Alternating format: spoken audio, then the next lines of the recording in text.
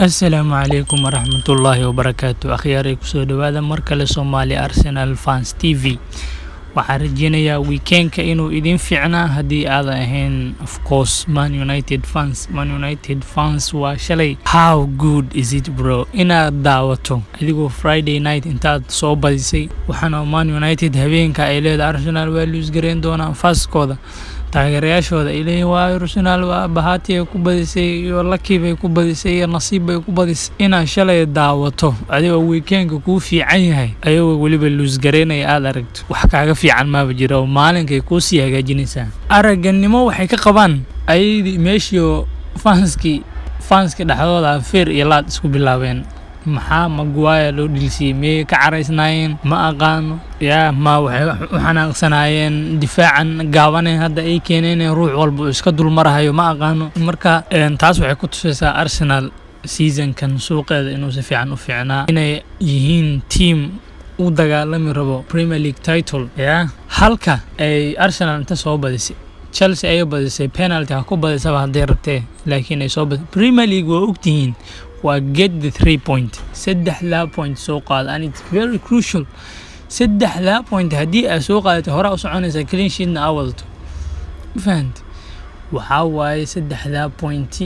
ma ku xirno sida u perform gareyso iyo ciyaarta dheeshii waxa meelahaas la iska dhigaa xilliyada qaar waxa loo baahan yahay 3 point Premier League marka aad joogtid teamku waaweynaan kulli waa sameeyeen Man City waa arkaysin Haaland dad badan ku khaldamay saaxib Haaland ani waxaan dhahay ninkan markuu iimaanay Premier League ninkan wax uu iska bedeli doono male waa Ronaldo oo league walba aad geys Ronaldo aad ka waran aad league walba ku tijaabisay Ronaldo istaagay meel walba aad geys waa un leagueiisa hore kala sii qabsanaya typical Haaland penalty uu xalay xiray waa ku German uu ku xiray jiray orodka xalay uu sameeyay game goolkii labaad isna gool qurux badan u ahaa waa un typical Haaland aad taqaanay wax uu iska bedelay malahan Haaland dad badan ku khaldamay Man City waa soo badisay xalay markii la fiiriyo game qaabka ay ku bilaabeen gameka 10 daqiiqo ugu horeysay waa Man City and West Ham si fiican u dheelaysay saacadii markii u dambeysayna Man City waa badisay oo 3 point waa la soo carabtay marka Tottenham waa badisay dadka kaliya ee nacalada dul saaran tahay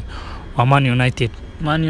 ay marka sida aragtaan ani ma garanayo laakiin waxaan leeyahay waa relegation soo baraabay horta dib u noqdo relegation aada yaa qaabka loo ciyaaro loo soo divisionkaas waxa lagu soo bartaa oo maleeyay qaabka loo soo ciyaaro fiir balada teamka hadda imaaday Fulham darad Liverpool waa wadnahay u gashay si aan caadi ahayn bay u ciyaarayaan marka ay ka soo baxaan meelahaas kaal dambe hadhow ka halaabayaan kullee Fulham sanadkan waa u noqon doontaa kuwa noqon doono bay ku jirtaa sidaan jeclahay Fulham waa noqonaysaa Bournemouth waa noqon doontaa adi labada horta waa isla noqon doonaan fan marka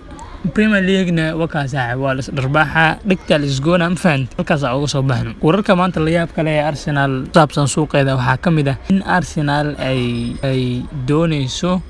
ama ay raadinayso ciyaaryahankii Wolves u ciyaariyay waliba garabka u ciyaaray Pedro Neto waa taqaanaan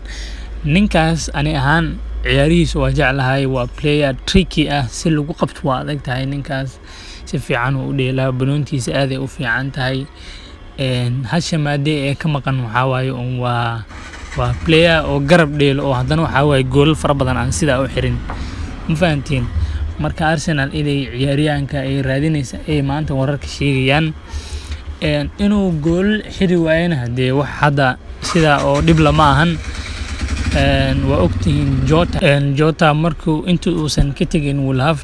Wolves ciyaaryahan fiican ayuu ahaa laakiin ma uusan xiri jirin gool Liverpool markuu tahayna wakaasa wuxuu u noqday saxiixii ugu fiicnaa ee sanadihii ugu dambeeyay ay sameeyeen